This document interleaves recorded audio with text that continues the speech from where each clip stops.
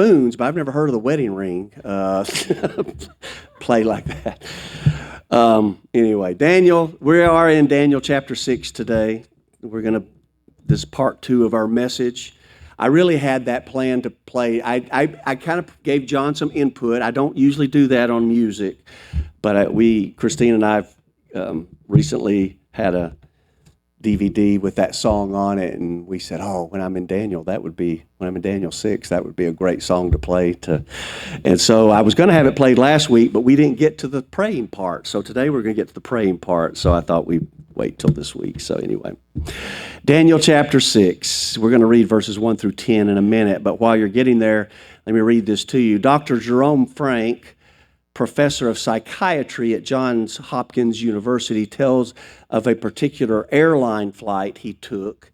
He said, "Whenever I am flying and I engage people in conversation, a confession is almost always forthcoming when they find out I am a psychiatrist. A few years ago, before all the modern security measures were installed at the nation's airports, a man I was sitting next to on a coast-to-coast flight told me, I used to be deathly afraid of flying. It all started after that man brought a bomb on board a flight to kill his mother-in-law." Can you imagine that? "I could never get it out of my mind that someone on one of my flights might be carrying a bomb." So this is the psychiatrist, Dr. Frank said, "So I asked, so how did you get over your fear?" He replied, "Well, I went to one of those special schools for people who are afraid of flying. And they told me there was only one chance in 100,000 that someone would be on board my flight with a bomb. That didn't really make me feel much better," he said. He said, "The odds, the odds are still a little too close. But then he did the math. He reasoned that if there's only one chance in 100,000 that one bomb would be on my plane, then there was only one chance in 1,000,000,000 that 2 bombs would be on my plane. And I could live with those odds." That's what he said. And that might confuse you. It was confusing to Dr. Frank, so he asked, "But what good does it do to compute the odds for 2 bombs? I don't get how that keeps you from being afraid of the 1 bomb scenario." "Oh," the man quickly replied, "well, once I figured that out, I always carry 1 bomb on board myself whenever I fly, just to improve the odds that no one else will."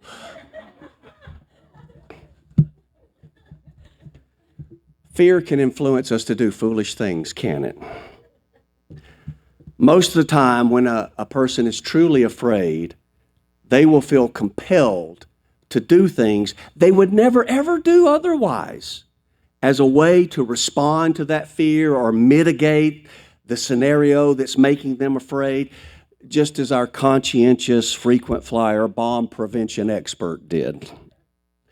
Profound fear changes our typical behavior. It changes our normal, our usual way of life. We are in the middle of a passage, in the middle of a message concerning Daniel after he had been made one of the top 3 officials in the land by King Darius the Mede after the Babylonian Empire had fallen. Now, last time we saw some of the background of those events, the big events that had happened to lead up to this. And we also considered last time how Daniel's character, his work ethic, his excellence, as he tried to, and we saw that he was doing that. He's trying to honor God. That was his work ethic. That was noticed by the king in his role as one of the top 3 officials, and the king considered promoting him to second in command only to the king himself. And then we talked about some implications and some lessons for us, of course, but that's about where we left off. The king was just thinking about promoting him. But, of course, if that was all there was to it, we wouldn't have a story, right? So it's never as simple or as cut and dried as that, because as the king is deciding or thinking about promoting Daniel, the king's going to get some pushback from some of the other high-ranking officials in the land, those other governmental officials. They're serving Darius in high-ranking stations, and they're not happy about this. So they come up with a devious scheme. Now, here's the rub. This kind of is what it's very interesting to me. It's a plan that actually requires for Daniel to not be afraid and to not change his behavior to something that he would never do. So let's see how all this plays out. Daniel chapter 6, verses 1 through 10. It pleased Darius to set over the kingdom 120 satraps to be over the whole kingdom, and over these 3 governors, of whom Daniel was one, that the satraps might give account to them so that the king would suffer no loss. Then this Daniel distinguished himself above the governors and satraps because an excellent spirit was in him. And the king gave thought to setting him over the whole realm. So the governors and satraps sought to find some charge against Daniel concerning the kingdom, but they could find no charge or fault because he was faithful, nor was there any error or fault found in him. Then these men said, "We shall not find any charge against this Daniel unless we find it against him concerning the law of his God." So these governors and satraps thronged before the king and said thus to him, "King Darius, live forever. All the governors of the kingdom, the administrators and satraps, the counselors and advisors have consulted together to establish a royal statute and to make a firm decree that whoever petitions any god or man for 30 days, except you, O king, shall be cast into the den of lions. Now, O king, establish the decree and sign the writing so that it cannot be changed according to the law of the Medes and Persians, which does not alter." Therefore, King Darius signed the written decree. Now, when Daniel knew that the writing was signed, he went home, and in his upper room, with his windows open toward Jerusalem, he knelt down on his knees 3 times that day and prayed and gave thanks before his God, as was his custom since early days. Hence our song, Daniel prayed every morning, noon, and night. Let's pray. Lord, we once more just pause before you. We thank you for the opportunity to come worship you on your day. We pray that just now, Holy Spirit, you would be at work in our hearts. Open our ears, open our minds, open our hearts, so that we can hear what your word has to say and so that we can accept it as truth and then let it change us from the inside out. Help it affect the way we live so that going forward we can be a little more like Daniel, but more importantly, a little more like you and be good servants of yours. We ask all this in Jesus' name. Amen. So now we're at the part where the trouble for Daniel really begins. It's because of the other bureaucrats' envy. They were looking, if you're following along in the outline, they're looking for a charge. They want to charge him with something. And apparently the other 2 governors and at least many of the satraps, probably just the more local ones, but maybe all of them have come together to do this. But it's a far-flung kingdom, so there was some debate about whether every satrap was there or not. But irregardless, enough of them were there to make a showing before the king. And perhaps, why were they so upset that, I'm calling point number 3 envy. They were envious. But maybe it was envy. It was offensive, rather, for them to think that this old fossil, remember we saw last week, he's probably about 82 or a little older. This old fossil and a former Jewish slave to boot, that he would be the one actually calling the shots. He would be the one holding them all accountable. And that's just outrageous. Why would this guy get that kind of power over us? We're Medes, we're Persians, we should be the people in charge, not this guy. And perhaps there's a little more to it than that. Maybe they were afraid. They knew Daniel. They knew he was uncorruptible. They knew he had integrity. That might create some problems for them and their backroom deals. Politicians never do that kind of stuff, do they? Backroom deals or their creative bookkeeping. That ends up with some of the money in their own pocket. Maybe they were afraid that, he's Johnny Straight Arrow. He's going to make problems. He's going to see that some of this stuff is going on, and, it might be our heads before the king. Or maybe it was just flat out jealousy, just flat out envy. They just didn't want to see anyone else get ahead. They didn't want to see anyone else be chosen over them. Just pure jealousy, pure pettiness, or some combination of all or some of it. I will tell you, though, that envy is a powerful motivator, isn't it? Envy is another emotion that can make us do things that we wouldn't ordinarily want to do. But when you become jealous of someone else, you see what they have and you want it, you don't think they deserve it and you do, it can become a something in your life that is a negative effect.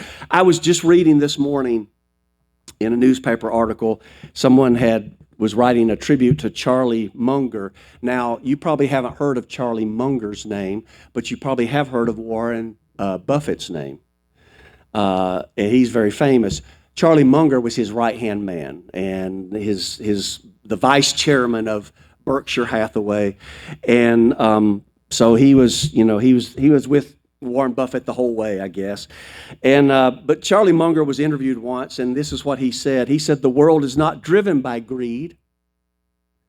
It's driven by envy. Envy is a really stupid sin because it's the only one you could never possibly have any fun at." Think about that for a minute. He said, it's a lot of pain and no fun. Why would you want to get on that trolley?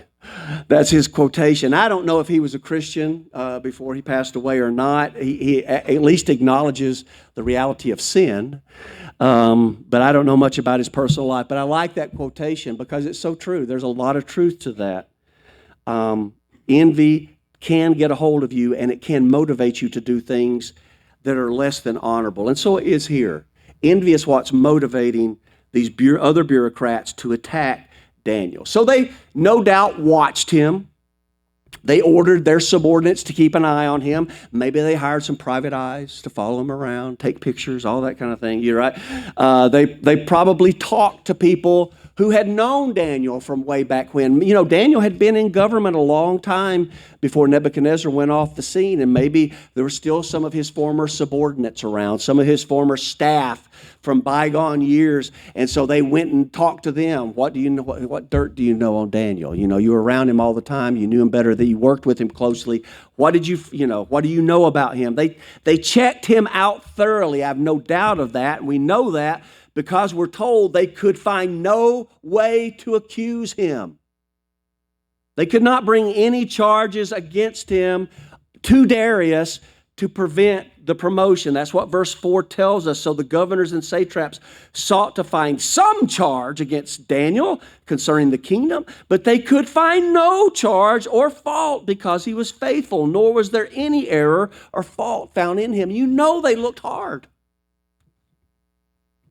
They couldn't find anything. Why not? Because he was indeed a faithful servant of the realm, a faithful servant of King Darius. Beyond that, as we saw last week, he's a faithful servant of the Lord. And that motivated all of it. And then we've seen that word faithful. We saw this last week, that means trustworthy. They could find nothing against him because he was a man of integrity. He was the same man whether you were around him in public or with him in private. Have you ever known someone who's two different people depending on where they're at? We've probably all known, but Daniel was the same in the light of day. He was the same in the dark of night.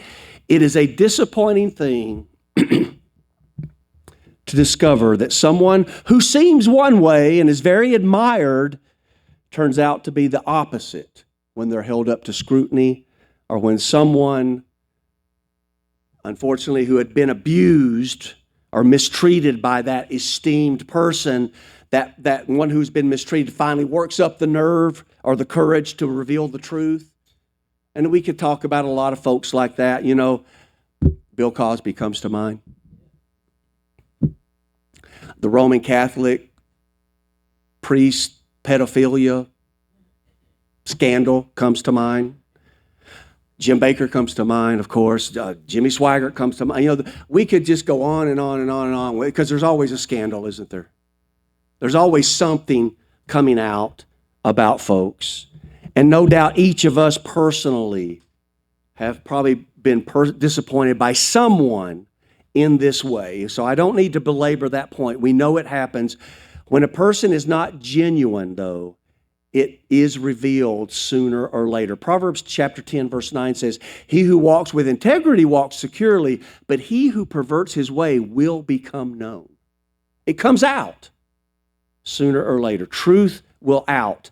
So I'm sure that, all Daniel's rivals, all his enemies, after all their efforts, they were probably very surprised when nothing turned up.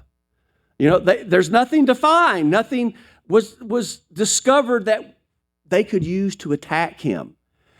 It's a very unusual phenomenon because we're all imperfect, aren't we? But they couldn't find anything against Daniel, at least. So they changed their strategy. They changed their strategy. Look at verse 5. "Then these men said, 'We shall not find any charge against this Daniel unless we find it against him concerning the law of his God.'" They thought, okay, this is where Daniel's different from everybody. This is where Daniel really stands out. He is extremely devoted to his God. The rest of us, we go to the temple and we make our sacrifice. We do, we observe the religious nuances and rituals and all that kind of stuff. But Daniel's really devoted. And it made him different. It made him different than everyone else. The only trouble with that is nothing Daniel was doing in Jehovah's service was really illegal or immoral or unethical. I mean, it wasn't like he was sacrificing children to Jehovah, right? He wasn't doing that. He wasn't going around saying, "There's only one God, so I'm going to burn down all the pagan temples in town." He wasn't doing that. He wasn't causing any problems in any way for the city of Babylon where they all lived, or for society in general, or the entire empire. There was nothing he was doing that was creating a problem. But why should all those facts stand in the way of a good scandalous plot? Right? So they came up with a scheme. They said, we're going to have to look at the way he worships God, and we're going to have to figure something out here. So look at verse 6. "These governors and satraps thronged before the king and said thus to him, 'King Darius, live forever. All the governors of the kingdom, the administrators and satraps, the counselors and advisors, we are all in on this. Everybody has agreed. O great king, we've consulted together to establish a royal statute and make a firm decree that whoever petitions any god or man for 30 days, except you, O king, shall be cast into the den of lions. Now, O king, establish the decree, sign the writing, so that it cannot be changed according to the law of the Medes and Persians, which does not alter.'" So basically, they all appeared before the king, all the two other governors and all the local satraps, whoever was there, and they flattered him shamelessly. "Oh, you're so great. You're the best king who ever lived. We're so lucky to have you rule over us. We just can't believe our good fortune. You're so generous, so understanding, a man of the people who loves his subject so much. We want to honor you. We want to acknowledge your beneficial wisdom by having you sign our petition." Here it is, this one right here. We've already all signed it. There's where your name goes. "Make it into law, O king. You're so awesome." So they talked him into quickly signing a law that no one could pray, no one could petition or ask anything from anyone, man or God, except for Darius. If you wanted something, you had to go talk to Darius. Now you'd think Darius is probably, we saw back in verse 31 of chapter 5 that Darius he received the kingdom being 62 years old. We don't know exactly how much time has passed between him receiving the kingdom and this, maybe at the most, maybe a year. So he's 62, 63, something like that. You'd think that someone who is that old, that mature, would know better than let himself be flattered like this. But Darius is probably taken by surprise by having, all these nice things said about him and directly to his face. And everyone likes, don't you like hearing nice things said about you? It's nice to hear good things said about you. Doesn't happen very often, probably for most of us, does it? And so, it's an event. And this law is only for a month. They just want to show how much they appreciate me after all. I mean, why not? You've heard the saying, haste makes waste. Maybe he should have at least slept on it. Maybe if he took a little time and looked a little closer at the decree, he would notice that the one name who's probably not there, I'm sure he's not there, is the one he's thinking about promoting to be over the whole kingdom, the one he trusts the most, the one he's most impressed with, that Daniel's name's not part of this big, great, petition. One writer, John Phillips, comments that it was a stupid decree anyway. And he said, if you carry it to extremes, it means that a young boy down in the poor quarter of town could not even ask his mom for a second helping of meatloaf.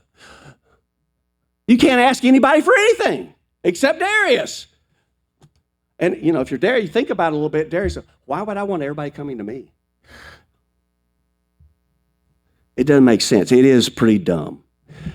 And especially stupid because even though the decree was only for a month, it was only for a limited amount of time, the penalty for breaking it is a little bit more permanent than that.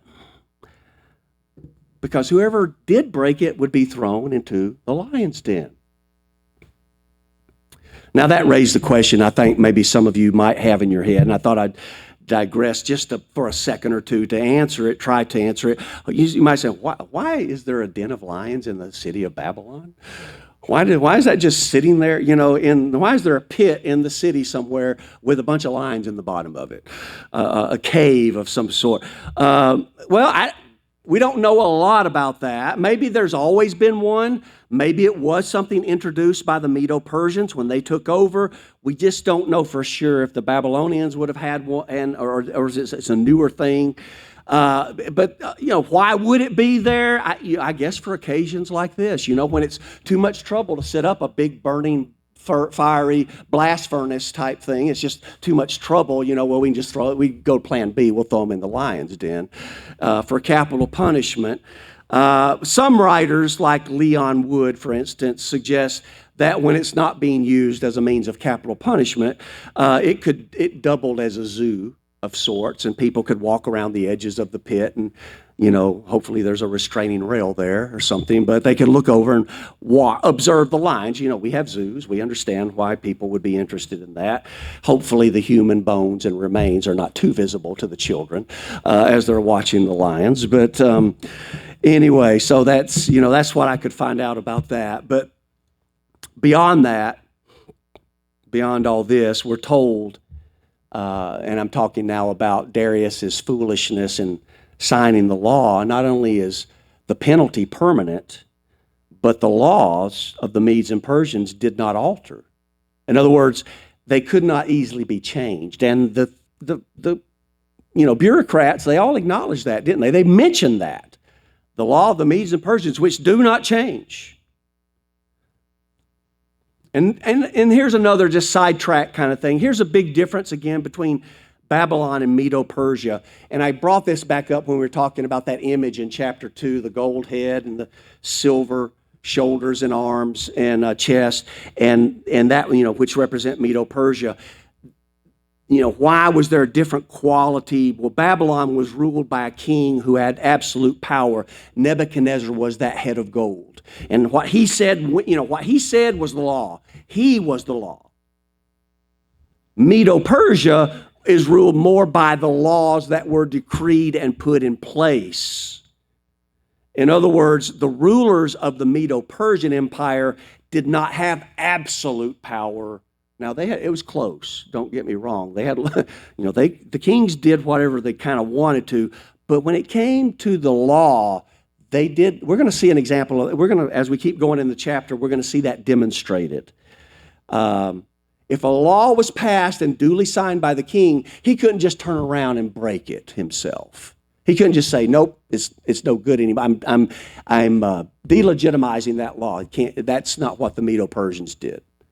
And so there's a difference between the Babylonians and the Medo-Persians. There's a difference between the gold and the silver.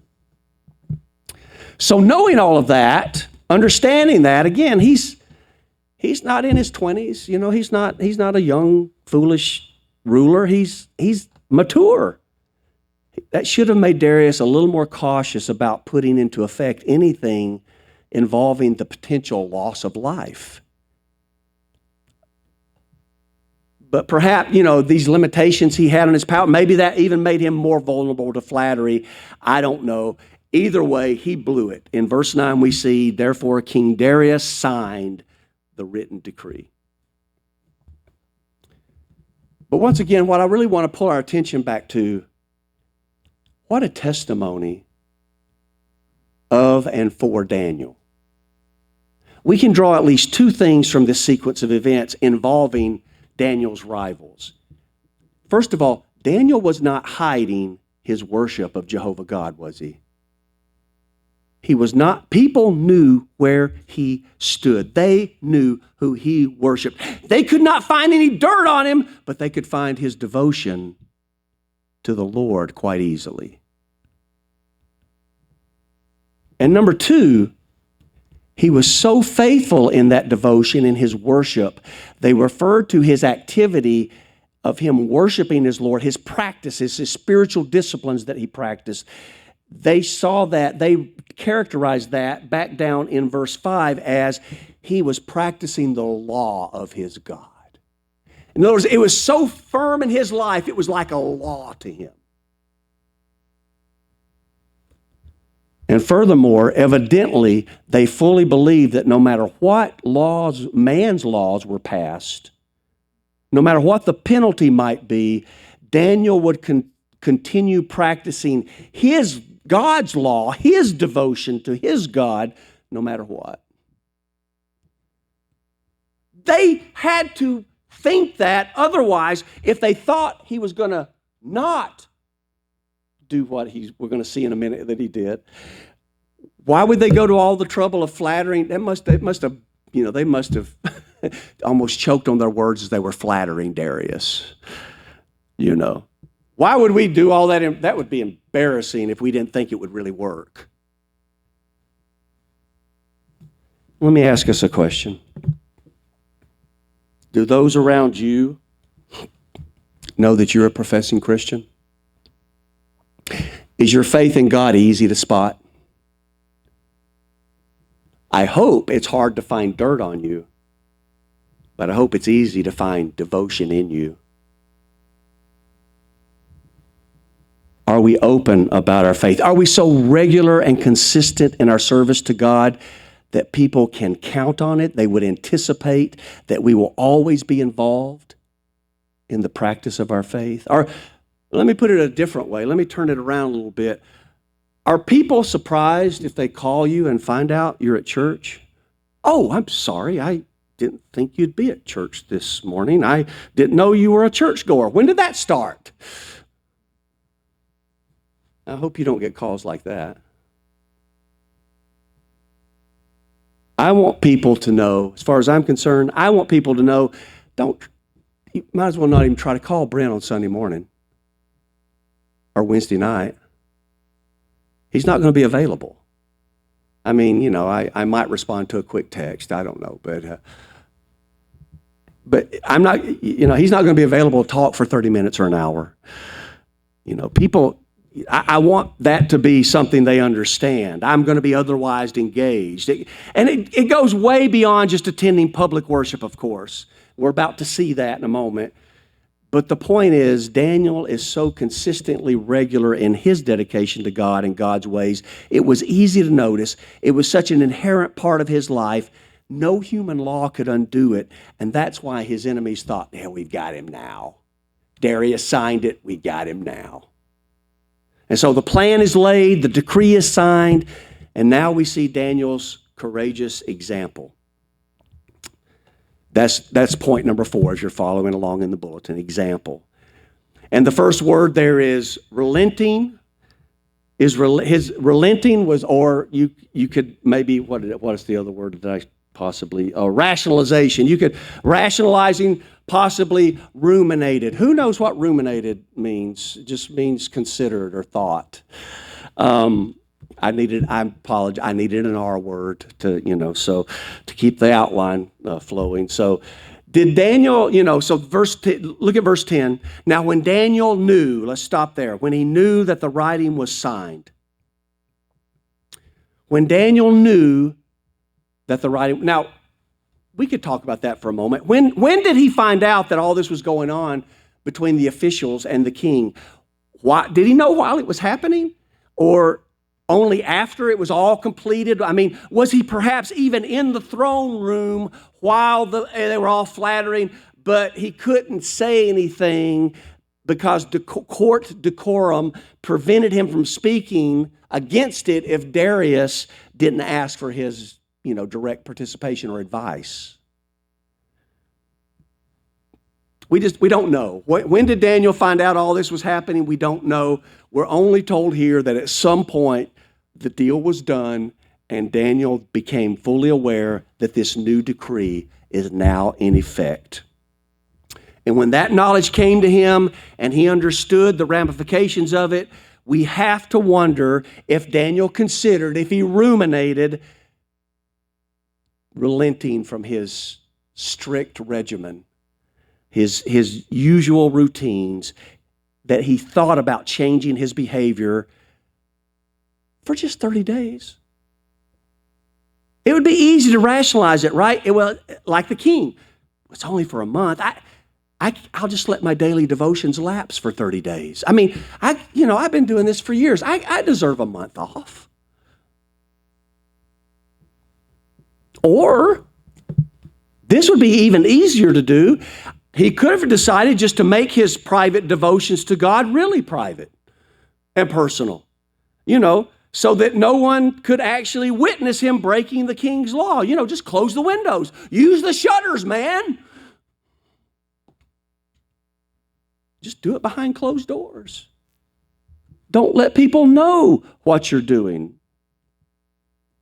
Remember what we said earlier when we were first getting started. Fear influences us to do things differently than we ordinarily would. Now, I'm just throwing this out. I'm not saying how seriously Daniel entertained these thoughts, if he even did, but he would almost not be human if they didn't at least cross his mind. I don't know many people who would eagerly embrace being thrown into a pit with carnivorous big cats. He had to at least, well, what am I going to do?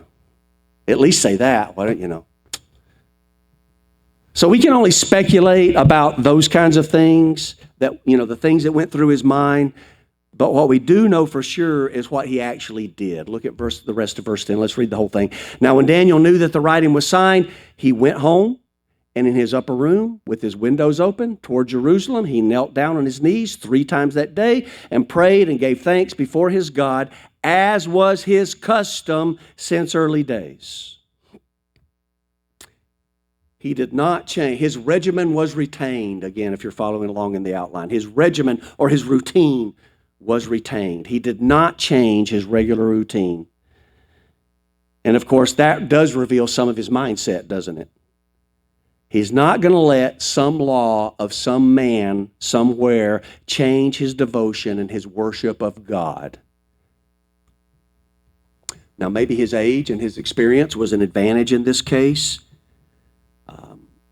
His faith and his convictions have been challenged before, hadn't they? Way back in chapter 1, when he was just a teenager, he purposed in his heart not to eat the king's meat and drink the wine that he was offered. He didn't want to defile himself. He took up a stand. He took a stand for his convictions back then in verse 8. And then in verse 17, after that happened, God blessed it. So by now he knows, if I honor God, God usually reciprocates by honoring me. God blesses faithfulness. It's something we need to remember. God blesses faithfulness. He knew his life and his future was in God's hands. And, maybe it was just that I'm 82 years old. I am not changing my way. I'm done. I'm too old. I'm not going to change my way. Old dogs and new tricks and all that kind of stuff, right? It just seems to me that Daniel had no intention of letting these petty, jealous, mewling, self-seeking, sycophantic bureaucrats affect how he lived his life and how he worshiped his mighty God, Jehovah. I'm going to do what I have always done. Phooey on them. And of course, he knew the risk of taking that stance. He was resigned to the results. That's point C, resigned to the results. And he's thinking, this is who I am, this is where I stand, this is what I do. Keeping his testimony intact, keeping his integrity whole was more important to Daniel than his own mortal life. I'd rather die doing what I've always done than live a coward who changes just because of some fear. He trusted God for the outcome, no matter what the outcome would be. He accepted ahead of time whatever consequences came as a result of his activity. And as I said earlier, his enemies are counting on that. They're counting on his deep devotion to God, the firm convictions he had about his acts of worship, the courage that he would display in defying Darius's decree. If Daniel changed in any of these areas because of fear, the whole plot of these guys to rid themselves of him would fail. So it seems that even though they envied him and hated him, those other officials had a lot of respect for Daniel's character, didn't they? They knew he would hold up under the pressure. They knew he would not change. And I would tell you in conclusion that we should want to follow this wonderful example that Daniel sets for us. And, you might be saying, yes, Pastor, I know, I've heard this story before, I understand. You want us to find within ourselves the courage to take a stand for God and not fear what might happen to us as a result of taking a stand for God. Yes, except for one thing. I'd change one thing about that statement. I would not tell you to find it within yourself. Our human nature is too frail and too fickle to consistently be counted on to do the right thing every time. Now, you might have some strength of will, and you might have some personal character and integrity, and you might be able to work yourself up to do the right things at different times. I'm not saying that you never find anything like that in yourself, but if you're always leaning on your own abilities and your own character and your own integrity, there will come a point in your life where that will break, depending on it might be a certain nature of something, it might be just the degree of fear that's there.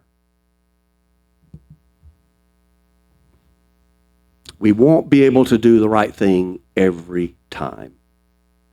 The real example that Daniel is setting here is that he was so close to God and had so much reverence for God and so much trust in God that the puny threats of the men around him and the world that might come against him held no terror for him.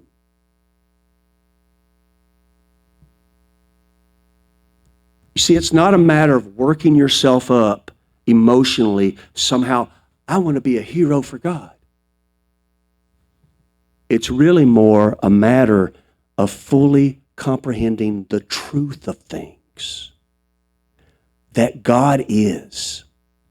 He's real. And that He is in control. He really is. That He sees everything. That He hears everything. That He loves me. He loves you. He loves His faithful children. And that if that God is on my side, what can man do to me? Maybe Jesus said it best in Matthew 10:28. He said, and do not fear those who kill the body but cannot kill the soul, but rather fear him who is able to destroy both soul and body in hell. And the bottom line of that is to accept the truth of the reality of an eternal destiny.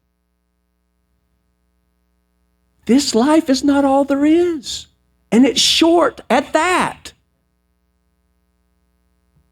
There's an old saying that plays off of what Jesus said there in Matthew 10:28. And I think it's a very helpful saying for us to shape our perspective of how all this should play, what we really should be following the example of Daniel at. And this is the saying, the one who fears God does not have to fear anything else. But the one who does not fear God has to fear everything else. And I would ask you this morning, which of those two states would you rather be in? Let's just fear God and let everything else fall by the wayside. But what it takes is, it's real in my mind. It's reality, and I accept it, that God's there. And He knows where you're at. And He knows what you're going through. And He loves you so that even if I'm going through a tough time, God's doing it for some good reason. I don't know why. It hurts. But He's letting me go through this, and there's a reason for it, and I trust Him. And if that's your mindset, why worry about what other people are going to do to you? Would you bow your heads and close your eyes and pray with me? Lord, this is such a great story. And I know probably everyone here has heard it and heard it preached many times. And I'm not trying to reinvent the wheel. I'm not trying to bring out things that nobody's ever thought of before. It's just a reaffirmation and a reminder of who you are, and that we're your servants, and that Daniel was just a man, but he loved you, he trusted you. And that's the challenge to us.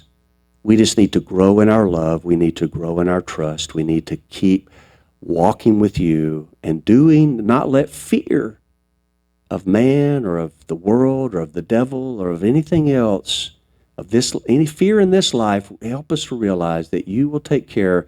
We sang that song this morning, God will take care of you. Help us to believe that. And I pray that you would just you have to give us the courage so that the things that threaten us in this life don't hold terror for us, because we know that you've got us. You've got our back. You've got us in your hands. I pray that you just give us that trust and that confidence and that peace and the joy that comes along with those realizations. We just need to be closer to you. That's it. We ask all this in Jesus' name. Head still bowed and eyes still closed. If you're here today and you need to come talk to God about something,